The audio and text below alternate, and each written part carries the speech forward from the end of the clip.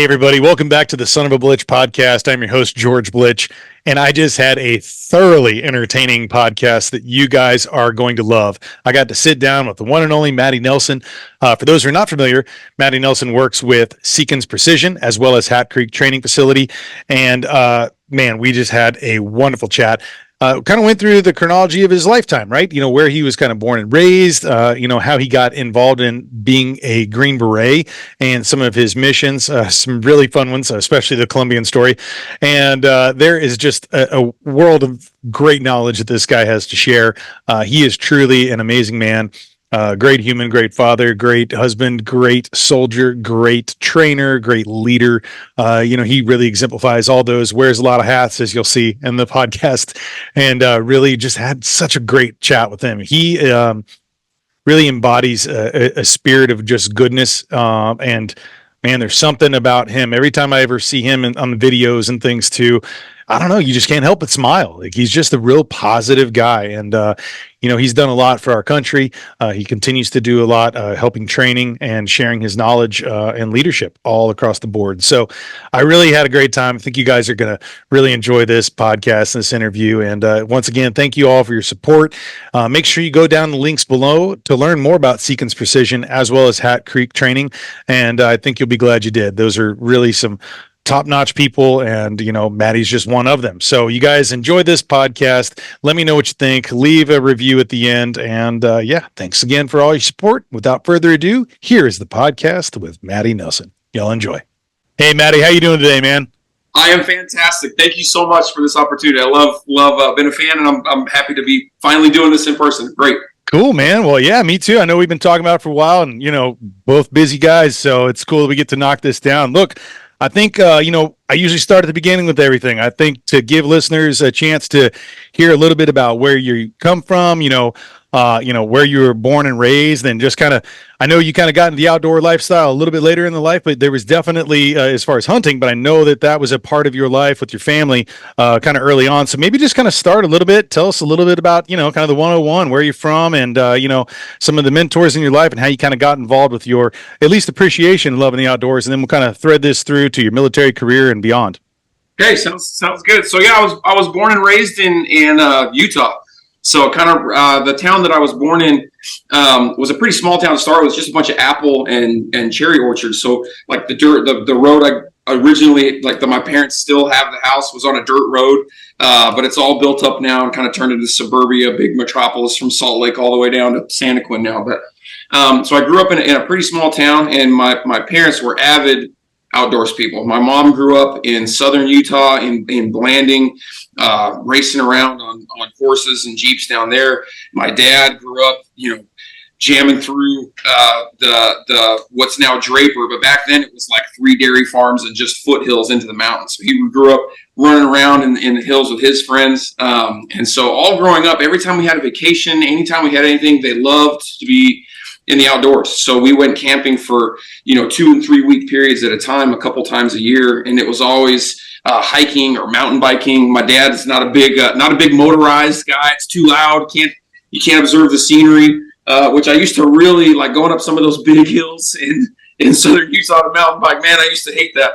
But it was a great way to grow up and learn a lot of things in the process that I didn't really realize were such great teaching points from my dad. You know, how to dig a little deeper, how to get to the top of the hill, how not, you know, just to push myself and test myself in ways that would, you know, pay back 100-fold as a man in a Green Beret in my professional career since then, et cetera. So super cool way to grow up. You know, just in the outdoors, we played a lot of sports. If we weren't, you know, on these camping adventures, then I'm the oldest of 3 boys. We all played baseball at a pretty competitive level from the time we were young all the way through high school ball.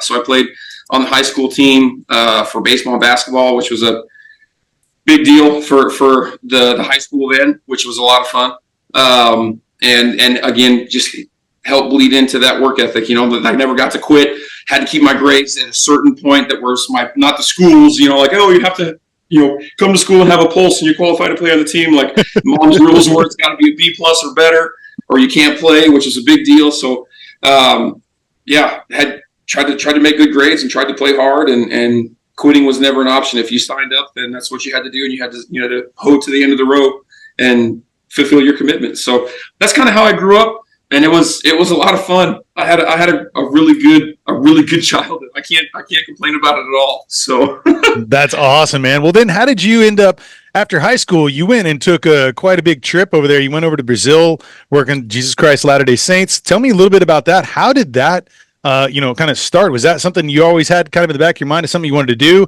How'd that opportunity arise, and how did you go after that? So, as part of being a member of the Church of Jesus Christ of Latter-day Saints, right? That's when you turn 19. Back then it was 19. I think now it's 18. It was kind of a thing that was expected from my parents. Like, hey, we've raised you with these certain principles and these things, and this is one of the goals to have in mind is to get you out there on this 2-year experience. It's a 2-year long thing. Back then, nowadays it's way different, right? Like everybody's always, we had the last hard class type deal, but like, but today, like they got all kinds of social media stuff that they're doing and everything else. Like when I went, you got to call home twice a year, and that was it. The rest of the time it was just letters. I think like halfway through my mission, they finally let guys use email, but it was still just once a week. Like you couldn't do, that was it. Right. So it was a pretty limited contact with home, and you kind of, it's a good environment to go out and stretch your wings and figure out kind of who you are and figure out your own personal work ethic without being, completely hung out to dry, as it were. But so it was a good experience. I always wanted to go. So when I submitted my paperwork, and you have to take, different health things and whatever, and they review all your status, and then based off of inspiration, they call you to serve in a different area of the world. So I went to Brazil. My brother went to Norway, and my youngest brother that works with me now at Seekins went to Toronto. So we went all over the place. But so I got to go to Brazil, which was a crazy adventure the whole time I was there. It was not how immersed in Mormon culture you or your followers are. It wasn't the typical like 2-year missionary experience where guys come back and they're like, that was the greatest 2 years of my entire life. Or like, it was not at all. Like it was bizarre. I got arrested twice while I was down there. I got in a fist fight probably once a week. It was crazy. It was bananas. We had all the missionaries were getting robbed, and the guy that was in charge of all these 19-year-old knuckleheads running around the country, he had like 218 of us he was responsible for, and he pulled 8 of us in. We thought we were in trouble. He just called us like, hey, come to my office. So we got on the bus and made the 2-hour trip or whatever to his office, and he was like, hey, all the missionaries are getting robbed. It's becoming a problem. I need you guys to fix it. And then he left. That was the whole meeting. So we kind of started looking around like, well, I've hit somebody, and I know you've been in a fight, and you've hit somebody, and okay, I guess that's what he means. So we just started, like, guys would come up with like a knife or whatever in the street, like, give me your passport. We don't carry our passports, dude. Like, give me $50. So you just crank them right in the noggin. And they would all say the same thing. They'd be like, oh, they'd lay on the ground with their bleeding out of their nose. You're not supposed to hit people. Like, we're not supposed to rob people neither. Like, it's in the Bible. Fair is fair, right? Yeah, right. Like it was a crazy experience, but like became super proficient in Portuguese, reading, writing, speaking, all of that stuff, and it was a fantastic experience. I had a blast doing it, and it really allowed me to kind of fine tune a couple of things from my youth, my work ethic, some of the experiences of digging deeper and really becoming personally invested in a project or a program and seeing that through to the end and being the best version of myself. I used to tell myself all the time, like, try and be the missionary that your mom thinks you are. So, which is a pretty impossible standard, right? Like, sure. That as long as I was striving for that, then it really allowed me to kind of fine tune some of that sports worth ethic and that outdoorsman mentality and really refine it and fine tune it to fit a day-to-day type of style. And that really helped my leadership as a missionary grow and blossom. And I got stuck in several different positions where I was in charge of, 20 or 25 of these knuckleheads running around down there. And being sure that they were, doing the right thing and leading by example and et cetera. But that, continued to be a super fine edge sharpening point for my military career that I jumped into after that. So it was a crazy experience, but a lot of fun. Yeah, I was about to say combat training, and then you go to the military. Yeah. Yeah, hand to hand was pretty good to go by the time I got out of there for 2 years. You're like, I've already done boot camp. Yeah. So what did that look like? And what is it that did you already have an idea that you wanted to go into the military? Is this like something with your family background and those who've served, or what was it that you decided to go? Like, what was your goal going into it, and how did you kind of arrive there? So I came back from my mission and did like the typical, like, hey, let's go to school, let's get serious about life, whatever. And I got about a year into college and I just hated it. I couldn't, like, it was just not for me, right? Yep. Like, just constantly kicking against the pricks. I was sitting in a math class and I couldn't understand why we're talking about, the upcoming, who the president's going to be and how messed up the government is. Like, this is calculus. Like, what are we talking? Like, what am I paying for? And so I became like pretty upset with how it was going. And so I took a small hiatus. I took like a 6-month break, and I was a tour guide in Alaska. And while I was up there, I thought, like, nobody in my family has really served. One of my dad's dad had been drafted in the Korean War. And he was on the boat to go over, and they found out he played the French horn, and they pulled him off the boat and stuck him in the army band. So probably maybe fortuitous, yes. Yeah, right. Like, yeah, thank goodness. But anyway, that was really kind of the only military service we'd had in the family as far as I could remember. Yeah. And I thought, I think that might be something I want to try. I just came off of serving a mission, or I was serving a bigger cause than myself, etc. Like for the church, and so maybe I can apply that in a professional setting where I can check that box. I can say I did some cool stuff for Uncle Sam. And so when I got back from that tour guide job, I went into the recruiter's office and I talked to the guys like, hey man, I want to be that guy on the wall right there. And he was like, well, we only have like pastry chefs and truck driver positions open right now. And I was like, that ain't for me. So I went to leave. He's like, whoa, well, we have this program. They don't even have it anymore. It was just an 18-month program. You did 3 months of basic, 12 months in Afghanistan, or in Iraq at the time, yeah. And then 3 months of demo, and you were out. That was it. Like, unless you got actually shot or blown up, like you didn't even qualify for veteran status. It was just like, you want an adventure? We got one that's 18 months. Here you go. So I said, hey, that sounds good. Maybe I can come back from that, and then college will be a better fit, and I'll be more grown up or whatever. And thankfully, halfway through basic training, had a drill instructor came up, and I still remember he had it written on his hand. We were at the machine gun range, so nobody could hear anything, just all the time. And he had one SF written on his hand, and I didn't even know what it was. I was like, "What's SF?" And he handed me a book and said, "Read this, tonight, and get back with me tomorrow." So I read the book and realized, like, hey, I'm pretty good at being a soldier, right? Like, I'm in shape. And I'm a little bit older than a lot of these guys here at basic training. I have a little bit more leadership background than they have already. Yeah. And it kind of fell in line with what Green Berets were looking for. And so I went from there, I changed my contract, went straight to airborne school, and then straight to selection right after that.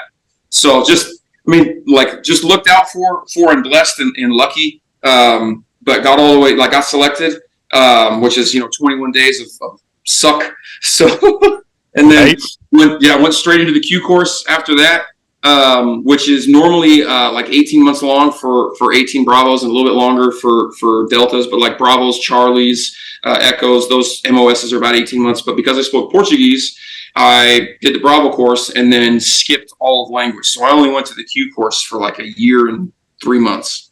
So I fast tracked, blew right through the Q super quick, which is great. Like they gave me 7th group, so because I begged, I was like, I already speak and read and write Portuguese. Like, let me do Spanish. That'll be so much easier than trying to learn Arabic or some craziness.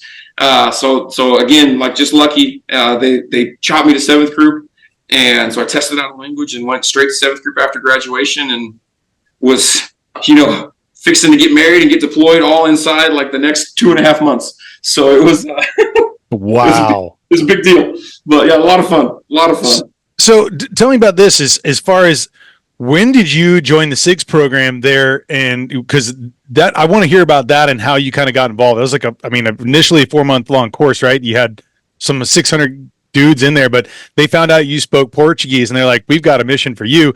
Was that at the very beginning of all this? Or is this kind of, you had served, you went around to different places and then they brought you into that? How did that timeline work out? I wish it would have been like middle to end, but it was right at the beginning. So we were halfway through So my first pump to Afghanistan was 11 months. Okay. It was only supposed to be like 7, but we got extended and blah, blah, blah. So we ended up being there for 11 months.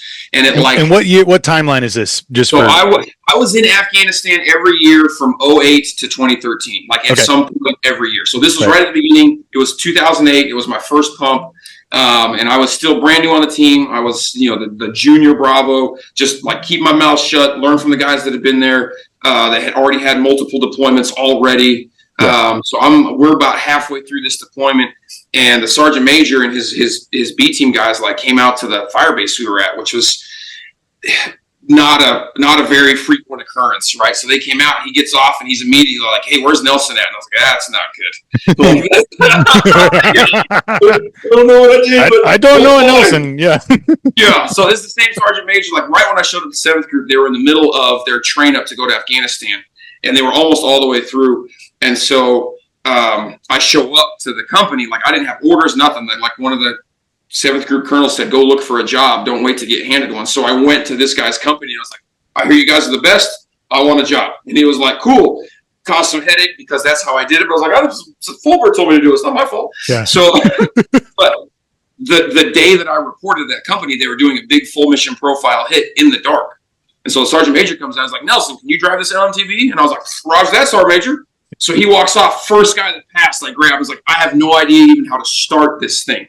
Like what?" I'm like, not gonna tell sergeant major. So figure out how to start it, brakes, whatever.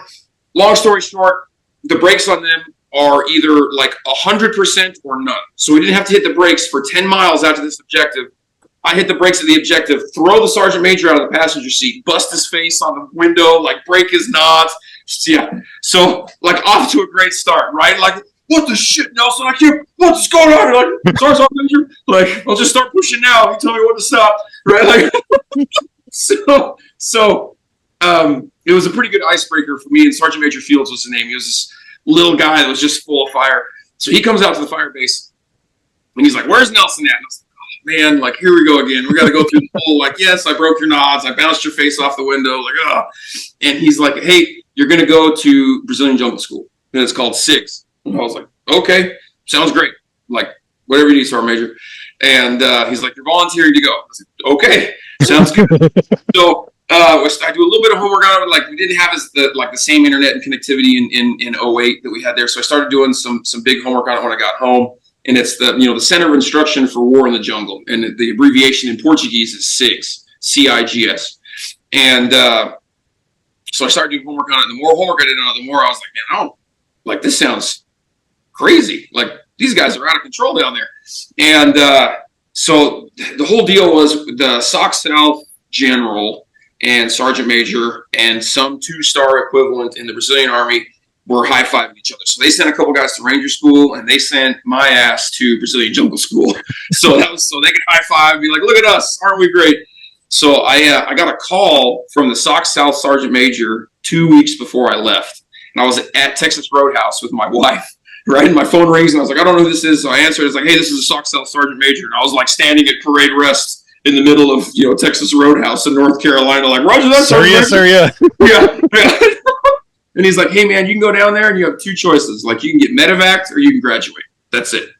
Like, you can't bail out. You can't do it. Like, you got to go down there and put like America's best foot forward." And I was like, "Sure thing. Like, whatever you need, 3 bags full."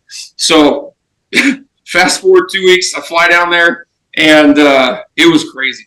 We started with 650-ish guys the first week, and the first week was all like handwritten tests and all this stuff. And like there was 5 foreigners in the class. There was me, there was 2 Peruvians, there was this old crusty guy from Spain, and there was this little tiny kid like the size of my Monster can from Guyana, right? Those the only foreigners, and then 650 Brazilians. So they had all this stuff. It was like, and a lot of the stuff was supposed to just wash guys out, right? Like, how do you build this, how do you make a Yuli knot with deck cord and put it in a stick of C4 stuff, which I'd been doing now for 11 months on deployment for reals, but then all the training prior to that. So I knew a lot of that stuff. Set up this mortar system, take apart this 240 Bravo, assemble this tripod and shoot this and blah, like super, like stuff that I'm okay, I got it, perfect. And then it was a bunch of physical fitness stuff on top of that. But for a regular Brazilian guy, like they may not have known how to tie a Yuli knot in dead cord and throw it in a block of C4. So there goes 50 guys right there.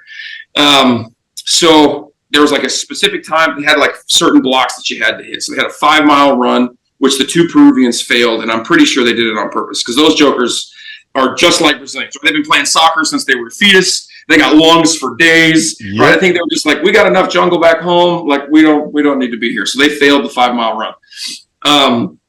And then I came in like 5th on the 5-mile run, like turned some heads. Like, well, this big whitey can run. Like, so then we did that was a 5-kilometer surface swim with like all of your uniform on, right? BDUs, boots, the whole smash. And they hit go, and these dudes take off like it's the Olympics, right? They're just, whoa. And I was like, there's a reason I joined the Army. Like, if I wanted to swim, I would have been in the Navy.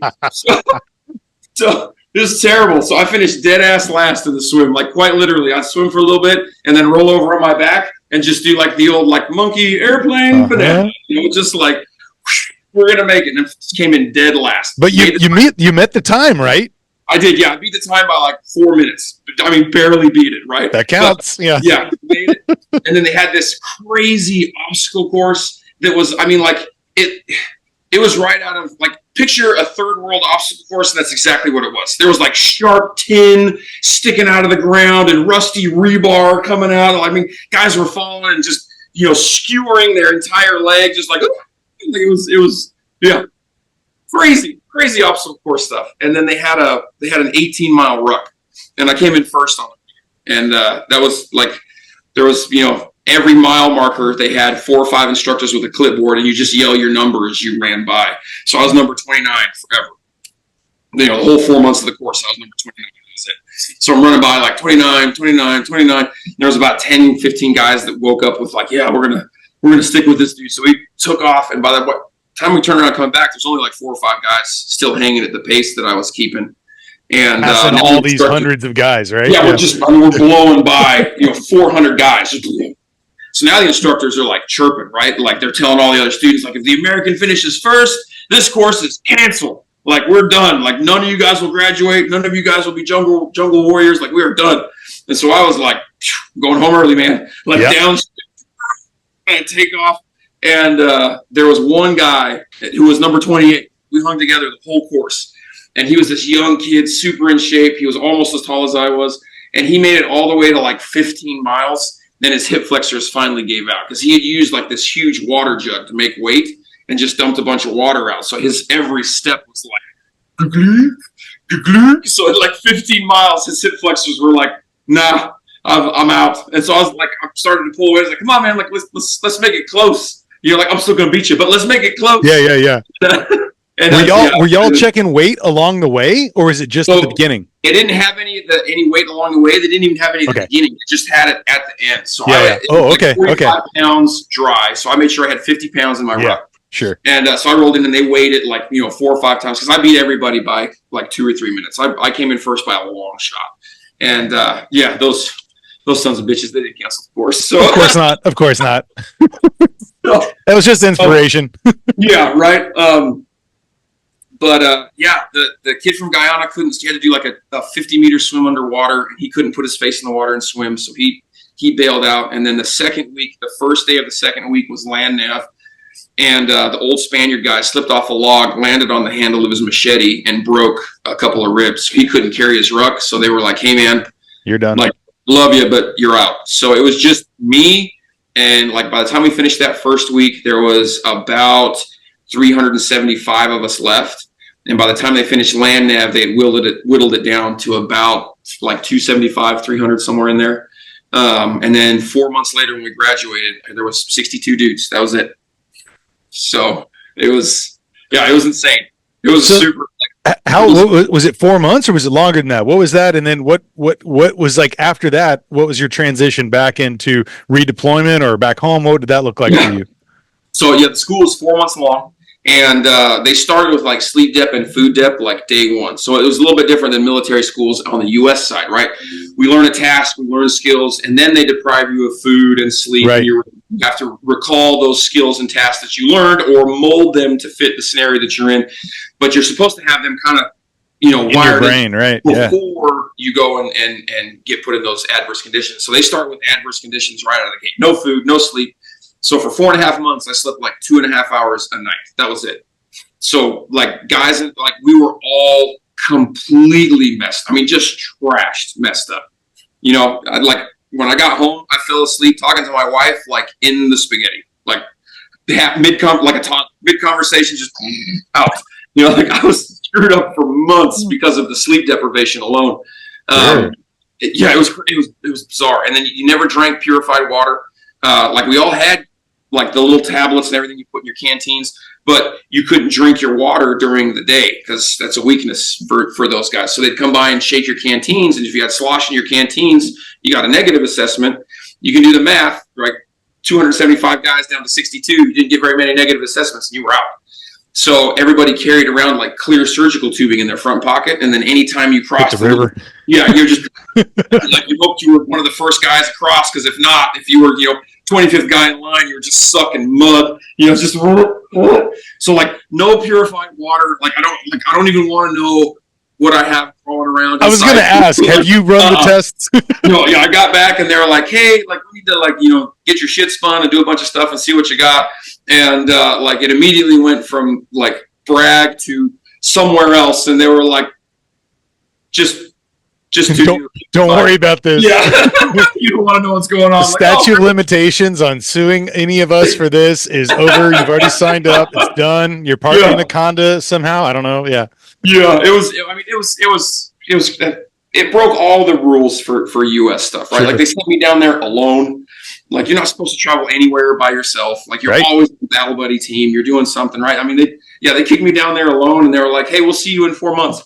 So, but it was a super cool course. They had a billet come up for an instructor position right after that, for a foreigner to come be an instructor. And I pushed hard for that one. I was like, hey man, you don't have anybody. The last guy to do that course before I went 10 years before I went. And to my knowledge, since 2009, I'm the last guy to go from the Army side. So there may have been somebody else from a different branch that's gone down and gone through CIGS. And there's a couple like abbreviated 2 weeks or 3.5 weeks, whatever. But like as far as like the legit all the way through the course, I'm the last guy to go since 2009. So I would have loved to gone back and like actually learned like the stuff they were teaching, because you retained a little bit of it, but with 2.5 hours of sleep a night, like you were just in a fog the whole time. So I for sure learned really cool shit about the jungle. I don't remember any of it because you were just in just zombie mode, the whole just straight survival mode the whole time. So, but 7th group was on it hard in Afghanistan then. So I got back, and they gave me a month to kind of recover, which was good because I was a mess. And then my team was in Colombia, so I got on a bird, went straight to Colombia, and our mission there was we had a group of Colombians, one SOF unit, similar to Green Berets, and one elite ranger, similar to like an elite ranger unit that we're supposed to take to Afghanistan and just get them shot at. That was the whole mission set. We were going to be the quick reaction force, the QRF for the whole country. So we were based in Bagram, and anybody got in a firefight, like we were on a helicopter flying out their way just to get these guys some combat experience. But what ended up happening is, and this is I've never told this story. We're going to leave a lot of names out of this one. So we like for 4 months or 5 months, it was, hey, in 2 weeks, all your paperwork will be cleared up, and you can take this team. Glenn Seekins is flashing me in the hallway right now.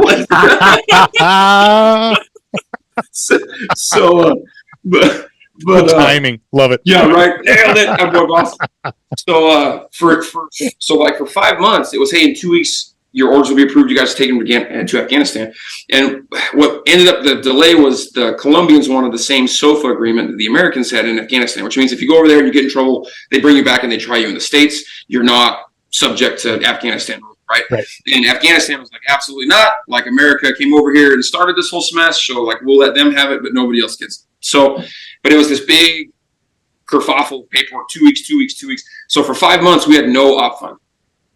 And it was just this waiting game of in 2 weeks you're leaving, in 2 weeks. So our stuff stayed palletized, like on the runway, ready to load onto a C-17 for 5 months, right? And every week it was 2 more weeks, 2 more weeks, 2 more weeks. Manana. Yeah. Yeah. Come Thanksgiving, my team's like, okay, we've been down here for 7 months now on this 2-week standby, like a 3-month train up and then 2 weeks. Like, we're going home for Thanksgiving. If shit pops off, run a bird, we're coming back, right? Like, the embassy approved it, everything's good, you guys hit it. So my whole team flies back home. It was just me and a couple guys that were there.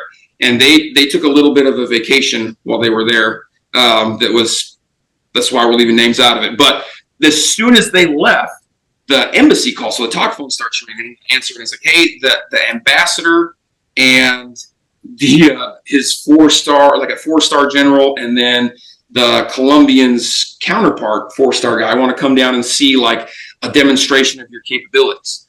And I was like, okay. So when are they coming? So this is the week of Thanksgiving, right? So they call on Tuesday. Hey, we're coming down on Friday. I was like, oh boy. Okay. Sounds great. We'll get it done. So I leave like 9,000 messages on my teammates' phone. Of course, they're not answering. They're off doing whatever they're doing, right? I'm like, great. So I get the guys and I tell them, okay, here's what we got going on. We're going to have to put on this kind of dog and pony show. Like, this will be assault team 1. This will be assault team 2. Here's this little compound. They have this big bleacher set up where they're looking kind of like down into this compound. And it was all paint rounds, but they wanted live explosives. So I was like, great. I don't have any op fund, right? So I get in the truck, go downtown and buy, like, on my own dime, right? I'm buying 2x4s and plywood to make doors so that we can blow these doors up for this demonstration. But it's my dime, right? So I roll in and I'm like, the shittiest plywood you got, right? This dude sold me this plywood that was so thin, like it only had one side. It was ridiculous, right? One ply. So, yeah. So we get up, my guys are training, like, here's what we're doing. This guy's going to be a casualty. You guys will fix them up. This whole thing's all choreographed out so it looks sharp. And I build these doors, and then I call a sister team that's in country on another part of the base. And I was like, hey, I need one more guy to run the stack because we can't have these guys doing the demo. So they sent a guy over that at the time I didn't know him.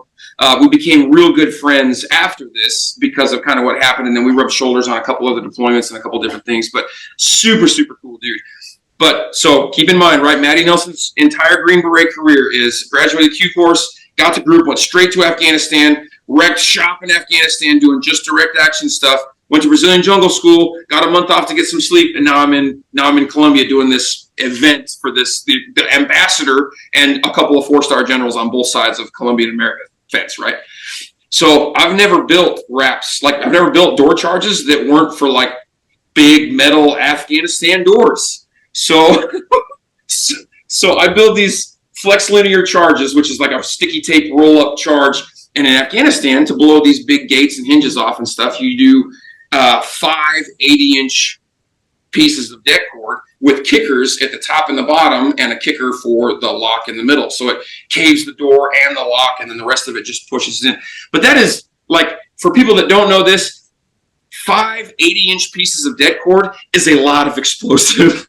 So I build these charges. My buddy comes over that we aren't friends yet, but he's a demo guy, and he looks at it and he's like, 5 reps, huh? Okay. Doesn't say shit. Does just like, the new guy's going to learn today. So we get everything going. It's Thursday night. I tell my guys, like, we've run through the rehearsal, 50 times now. Everybody's got everything down. And they're like, hey, everything looks good. We just have to add the music to it. And I was like, we're professional soldiers. Like, we're not assaulting to music. And they're like, you're an American. You don't get it. There's 50 of us. There's one of you. We're assaulting to music. Like, okay, deal. So the morning of, right, like, we're like a quarter mile away from this little spot that we're going to assault, these big bleachers. And at a quarter mile, I can see the speakers they've set up. And I was like, oh my Lord. Like we see the ambassador's helicopter flying. We see a couple more helicopters flying. The whole entourage arrives. Get the call on the radio, like, hey, they're here. They're set up. Let's hit it. So it's me and 2 Humvees full of Colombians for one stack. And then it's my buddy and 2 Humvees of Colombians for his stack. And these guys are jazzed. They are just adrenaline's through the roof. They get the call and they're just, wide open on these Humvees. Red line as fast as they can go, right? And At that speed with 4 Humvees at a quarter mile, we could still hear the music they were playing. So what were they playing? I got to know. What kind of music? My buddy looks over and he is furious, right? He's just mouthing horrible obscenities at me, right? And all I can hear is these Humvee motors screaming and the opening music to Top Gun. So we're flying, and just do do do do do do do. Like, oh my gosh! Like, just bury me now. Like, what are we doing? So we get there, guys pile out, dudes stack up on the door. They've never had a charge go off in like close proximity, right? So you're supposed to open your mouth. You're supposed to do all this stuff. I hadn't thought about any of this because everybody I've been around for the last year and a half is used to that stuff. They know it. Yeah. Yeah. So like my guys stack up. I look at him. He's like Tier 2, 5, 4, 3, shaboom. And like the entire first room on both compounds just evaporated. Gone. No, all the guys just, all the wind knocked out of them immediately. Like snot's coming out of their nose. The number 2 man's puking. I was like, oh boy. Like there's no room. I'm telling my guys, like, get in there. And they're like, get into what? And I was like, in what room? Like that one's still standing. I like just flash a glance up at these big bleachers, and the first 2 rows, all I see is like the bottoms of people's feet. Like I have exploded the crowd, right? The ambassador's bodyguards are like jumping on him. They don't know if it's like water round from the FARC. I'm like, I am like, here's my beret, here's my tab. Like I am fired forever, right? We get through, my guys do their thing. Like they recover from, just getting smashed by these 2 explosions. They get through, they're jazzed. They all line up, like freaking dress. And I'm like, I am on the end of this line, just like, head down, not at attention, not at parade rest, just like I'm on my way to make rocks at Leavenworth for the rest of my life, right? Like I just endangered this whole crowd of people. Like I can't believe it. And my buddy, his like pop smoke, right? Like he knew what was going to happen. He set the charges off and just like, it's done. He went into straight like escape and evasion mode right out of the back of this big, so I'm looking around like I'm the only American there. I'm like, great.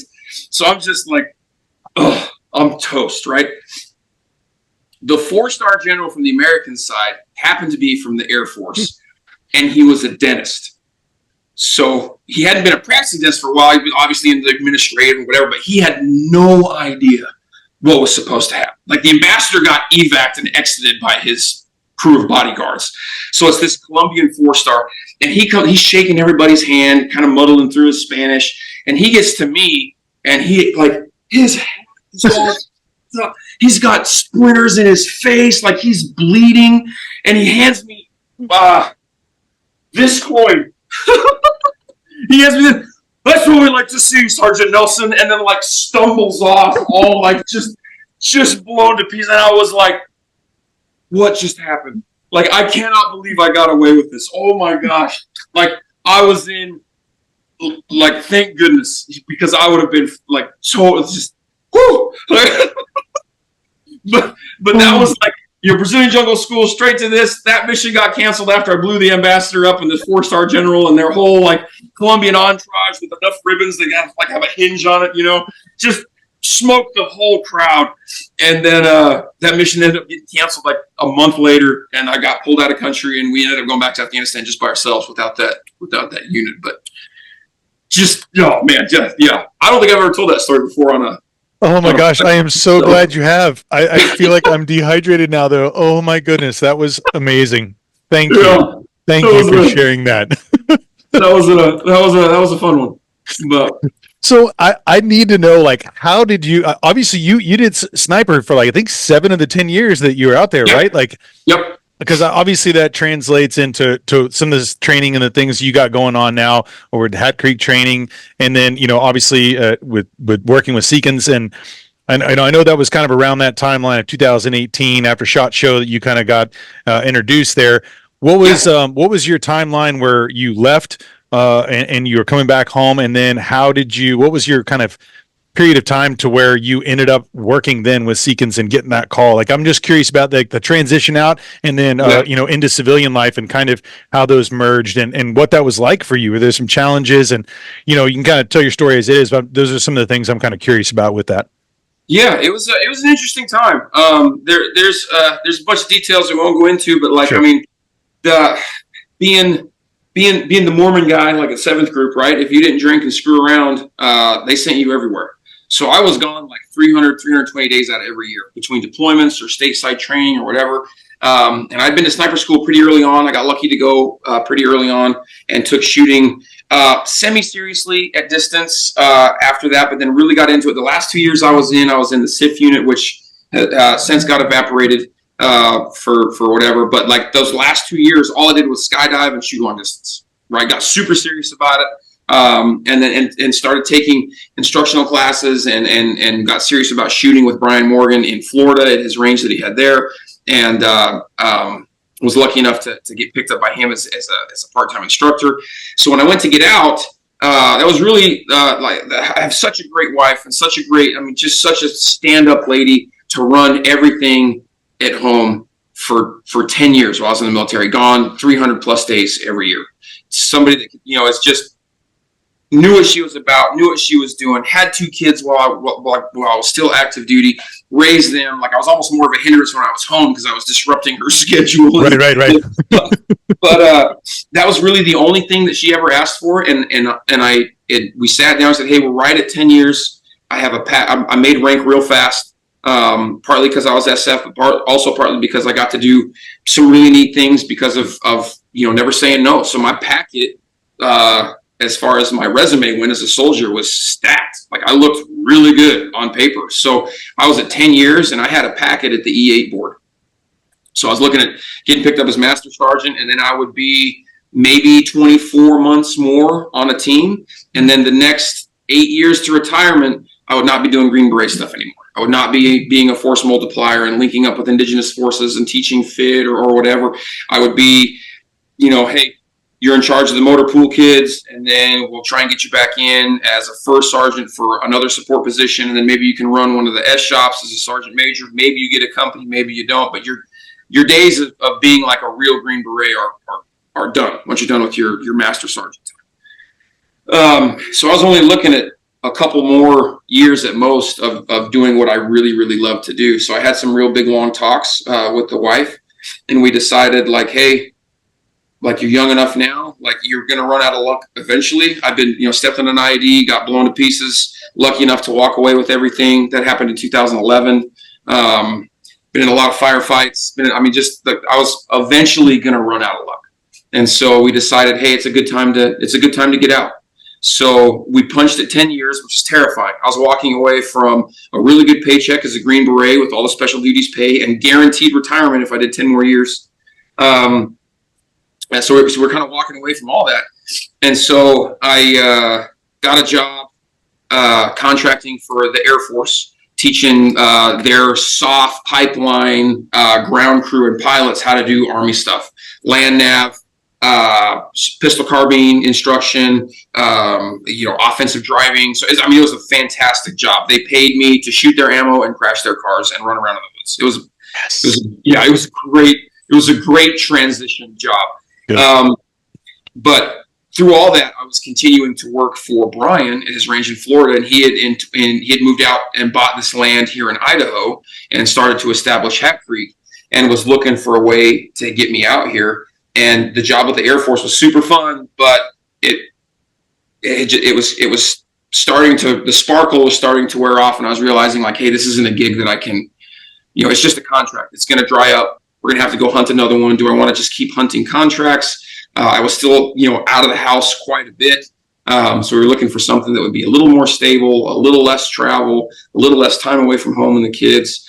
And Glenn was in need of some guys through happened circumstance at SHOT Show. He fired his whole sales team in the booth at SHOT Show and was having dinner with Brian Morgan that night and kind of, airing his complaints and worries, and Brian said, hey man, I got a guy, don't hire anybody just yet. And so I came out in February and interviewed with Glenn and happened to be a good fit for the company and the position that they needed, and started 4 weeks later, like boxed the house up, put it on the market, drove everybody out, found a house, bought it in Lewiston. So moved from Florida to Lewiston, Idaho, and started to work at Seekins, and was hired more as the military law enforcement sales rep, but there was just it was such a young company, and we were just starting to get big. There were so many areas. They needed a sales guy, they needed a customer service manager, they needed somebody to do marketing, they needed all these holes to start getting plugged. And I realized real quick, like, I'm not super awkward on camera, so they made me that guy, which is a huge amends to Glenn Seekins. I mean, he started this company in his garage back in 2008, and to go from there to where we are now, and then just handing those reins over to some dude like, yeah, man, you're the face of the company now, right? Like, go hit it. That's a super secure man to hand that off to somebody and let them be the face of something that he created, that's why I love working for him. He's an amazing human, just a solid man. And a great example of someone I strive to be like. But anyway. Well, and so I see all the hats behind you that you've worn as far as you're like marketing, this, teaching, whatever it is.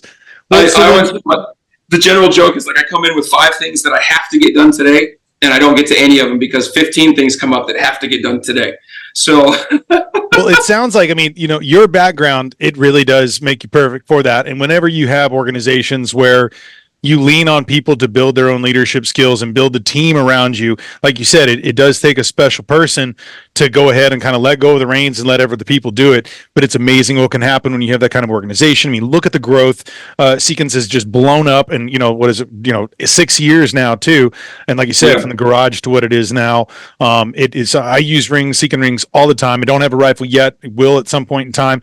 But all my friends, like, that is the go-to. We're like, this is going to be the thing that we know is going to help us in the field and make sure that it's something that we can rely on. And so I know about that reliability and professionalism, and it's really great that that they put the right kind of people in the team around that. And I was just curious too. I know that there's obviously some cross correlation there too with Hat Creek, and you guys are doing some training, but kind of walk me through a little bit about Hat Creek training. Tell me a little bit about the facility. How long out are y'all shooting? Are you training different, civilians as well as military? What does that look like kind of on a day-to-day when you're out there in that field?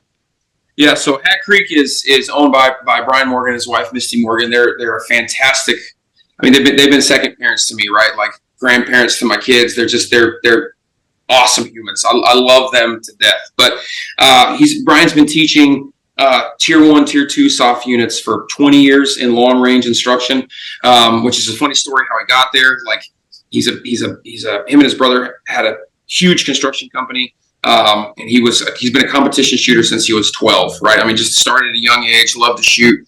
And one of their sites happened to be close to a competition. So I went and shot this competition, and it was South Carolina, North Carolina, I can't remember. But, just skull drug everybody there and then evaporated, right? Like, went back to the job site working. So his phone started ringing. What he didn't know is that match was a bunch of Delta recce guys, like the big boys, right? And he skull drug all of them. And they were like, why is this guy so much more accurate and so much faster than we are? Like, we need to have this guy come train us. So they called him up, and he didn't even know, like, he was getting paid for it. He just thought they were going to go, shoot at the range. So it started like that, and he's just maintained, the leading edge. There's only a couple, when you start talking long range, there's only a couple names that get thrown around as, like, you need to go to this guy for the answer. And he's one of those few guys. And so he's been doing it for 20 years. And I'm just lucky enough to have the relationship with him that I do, but also have the skill set and the passion to continue to pass that information on to others. So, I mean, he's had his pick of who he wants over 20 years to come instruct for him. And I'm lucky to be one of 7 guys that is a go-to guy for him. So there's a group of 6 or 7 of us and they're great guys. Corey, Jeff, Jordan, like, if you've been to Hat Creek, you've met them. Travis, John, Neil, just stand-up guys. But he's looking for a very specific personality type, work ethic, skill set. Like, there's got to be all those things put together. And I'm lucky enough to have those line up and be somebody that can be an asset to them out there as an instructor. So they do, at Hat Creek, they do about 42 weeks a year of training, but a lot of them are double booked weeks. So there'll be 2 teams in at a time. So if you add them all together, it's like 60 to 70 weeks of training a year. And it's a super elite place. It's just soft guys. We do a couple civilian classes, but it's only when like real world stuff cancels the class. Right. So they'll be like, hey, we can't make it in the next 3 weeks because like you'll see it in the news, see ya. And so we'll open that class up and they sell out. I mean, immediately. They sell out super fast. So, but those are fun courses as well. Like it's fun to do the civilian courses because you get in there and you like they come from all over the country and you realize like, man, they're still red-blooded, like freedom-loving Americans out there that are passionate about, you know, the what we do there at Hat Creek for the military, that are passionate about being a patriot, that are, you know, just they're good people. So I love those classes, the few that we get to do, because I've met just some fantastic people on the civilian side of the house that are just great friends and good people to be around. So that is awesome, man. I do want to focus on one other thing too that I looked up on the website and saw this a while back, and that's the nasty North American Sniper Team Invitational. Dude, lay that out. Tell me a little bit about that. It's like an every other year thing, right? Yeah, it's an every other year thing. We don't do it every year, mostly because it is a ton of work, right? We have to take off like 2 or 3 weeks of weeks that we could be training guys just to get it set up and conducted. So it starts planning like already. So it won't be this year, it'll be next year, but we're already like, all right, here's how we're going to change these different scenarios. Here's the new targets we need. We're getting stuff ordered in. We're already planning like, all right, we're going to have a helicopter come in. We'll drop targets here, here, and here. So we add to it every year. It's a little different, but it is one of the coolest events that I've been a part of up at Hat Creek. So it's an invitational only. So they call certain guys or certain units and say, hey, we're putting on this. Would you like to send some guys? And it's booked as a training event. So they come and it's 2 days of training and then it's 3 or 4 days of competition after that. So the guys that are there are just top notch, best of the best operators in long distance shooting, Green Berets, the big boys up there, you know, SEAL teams, like it's the who's who of long distance from their unit that gets invited to this. It's not just like they put it out for like, hey, if anybody has this week, right. You guys go. Like it's specific invites, and if that unit can't make it, then it's not like, no, you get to, somebody else can piggyback on it and send somebody. Like that's, if you can't make it, then you guys can't make it, and we don't fill that slot. So it's a very elite group of guys that come through there, but it's so cool because all these guys get together. They perform one stage a day.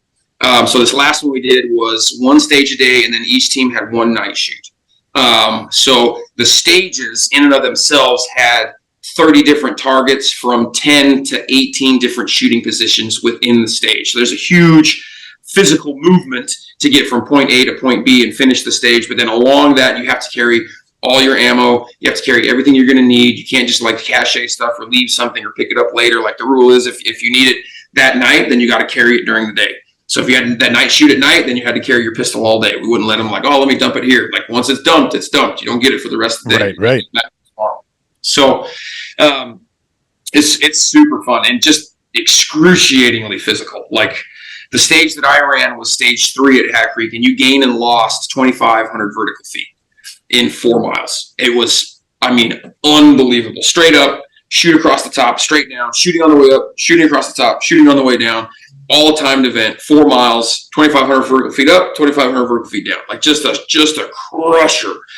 And these guys run it like they're just, it's fun to watch because they are machines. Just super good guys that are very dialed in and for all aspects of that type of training. And for the nasty, it's about as real world as you can make a training event with. You know, you don't know what you need when you start. You know the number of targets, so you have to ballpark what the math is for how many rounds you should take. Am I going to miss every shot? Do I plan on hitting every shot first round? So you can kind of swag your load out. What are we going to need? What do we need to take? What do we don't need? So it's about as real world as you can make training for long distance guys and not have it be an actual combat mission. So man, it's a lot of fun. That is phenomenal. So I guess, you know, I want to know, I ask all my guests this, and it's a question about legacy. And, you know, you've gone all around the world. You've done so many things, worked with so many elite, people, and as well as yourself being elite. And, I was curious about what kind of view you have towards your legacy in a professional and personal setting. How do you view that? Is there a kind of an idea on a day to day? Do you think about that? Or is that something that, you just hope by your actions and the things you've rippled upon, your experiences that, maybe that you remembered by X, Y, and Z? I was just kind of curious about someone who's been at this high elite level, how you view that. That's a really good question. I think it's a combination of the two. My professional and my personal life, like I tried to keep them pretty separated Sure. when I first started, because I didn't want that stuff to follow me home. Like to the point of like I have a transformer tattoo on my back. Like I'm one guy at work and I transform. I'm a different guy at home. But I found those lines to get blurred more often than not, and so I stopped trying to blur. I stopped trying to separate them. Sure. And just decided to be like, hey, we're gonna be the same guy everywhere, right? So I'm lighthearted, I'm talkative, I'm funny, like I'm happy to be, the guy that's gonna, stand up and make everybody laugh and do some things. But I can also flip that switch right now and go into like, hey, now it's combat mode, right? Like we're dead serious. It's not funny anymore. Like we're sending rounds down range, bad guys are going down type deal. Which is still like, a mindset for the States. We live in a crazy world, and it's dangerous out there. So, I don't try to separate them anymore. And I do try and think about the legacy that I leave, right? Like if I were to die today and somebody were at my eulogy or at the funeral and be like, man, that guy he was a really great shot. Like I would feel like I failed. I would like to be remembered as like that guy was a good man, right? He was a good husband to his wife. He was a good father to his daughters. He tried his best to raise them right. He treated everybody with the amount of respect that they had deserved or earned. And treated strangers for the first time with kindness and caring, and held judgment in reserve until that initial ice had been broken and something, judgment needed to be passed one way or the other type deal. So I try and think about who I am as a person daily, and I hope that bleeds into a legacy of Matty Nelson, and the legacy of what Hat Creek represents, and the legacy of what Seekins Precision is about, and being a Green Beret and now being a civilian. I hope that I'm a good representative for all of those things by being a good person, but also keeping those decisions in the forefront of my mind on a daily basis. Like you said, like I'm trying really hard to be a good man every day. And I hope that bleeds into something that can be used in the same sense as a legacy, right? Like what you're remembered by or what you left behind. So great answers, man. I mean, I know you've done so much for our country, for your friends, for your family. You've left an impact, and you continue to. Everyone who I've ever talked to who has met you has always had wonderful things to say. And, it comes out in your personality, man. You just seem like a wonderful human being, great to be around. And I'm just so honored that you joined me today. For those who want to learn a little bit more about you and the companies that you work with, why don't you go ahead and tell them where they can follow and kind of join that and kind of, see some of the things that you're doing on day to day. Yeah. So you can get to Seekins Precision. It's Seekins Precision _official, is because there's a bunch of different ones out there for, guys on Seekins Precision _official, Seekins Precision. Hat Creek is going to be at Hat Creek Training. These are all Instagram handles. They'll get into Facebook or whatever. But I try and stay off social media as much as I can. Instagram, I do for that. My personal stuff is Matty, Matty __ Nelson, NELSON. So you can find me there, and it's just me. I try to keep my family off of it. It's just me doing stuff for Seekins and riding horses. Pretty much is my Instagram handle. But that's where you can kind of find these companies and get to know a little bit more about them. If you're looking to take one of the civilian classes that Hat Creek has open, getting onto that Instagram page and direct messaging them is a great way to start. They'll get your email address. When classes come up, they have a list of guys that have requested the class, and they just start calling dudes. So they'll tell you like, hey, it's in 2 weeks. Can you make it? No? Okay, no worries. Next guy. They'll keep you on the list for the next one that comes up. They'll call you again, and then hopefully your schedule lines up that way. But that's where you can kind of follow me and the companies that I'm blessed to be a part of. So right on, man. Well, I'm definitely gonna have all the links down below. On a Seekins related question, if someone's looking to buy one Seekins rifle that they're going to be able to use the rest of their life, rely on, and be able to shoot out some long distance, which one are you putting in their hands first? oh, man, so that's a tough call. It's gonna be based off a couple different things. Mm-hmm. So if you are a dedicated hunter and that's all you're gonna do, but you want to shoot some distance while you're hunting, the Element is gonna be a real good one. That's our lightweight rifle. It's 5.5 pounds for the short action, and it's 6 pounds for the long action. But it's like the weight savings is huge. If you're packing it around, you're running around, you're doing different things, like that's a really good one. If you want to shoot a little bit of competition, you want to shoot a little bit of pop cans on Grandpa's back 40, you want to do some hunting, you want to kind of hit a few more areas on the hunting side, the PH2 is impossible to beat. So it's a little bit heavier, so the recoil management is there. It's about 1 pound heavier than the Element, so you're 6.5 pounds or 7 pounds for those ones in the long and short action, and that makes a big difference in those bigger calibers, especially for that recoil management. But that gun is more of a do-it-all type rifle. You can shoot NRL matches, you can shoot for enjoyment, not get beat up all day long, and you can it's still light enough to take out and pack for long distances hunting. So it'd be geared towards a dedicated purpose of what that guy's looking for. But one of those two rifles is going to be really hard to beat on the hunting side of the house. So. Excellent, man. Excellent. Well, everybody will definitely have to go check out the links below. Matty, once again, thank you so much for joining me today. It's been a real pleasure, man. I have gotten some well-deserved laughs and some great smiles and some wonderful stories. And it's really great to kind of follow your journey. And once again, thank you for your service. And thank you for joining me today, sir. It was an absolute pleasure. Thank you so much. All right, man. We'll talk soon. You take care. Yes, sir.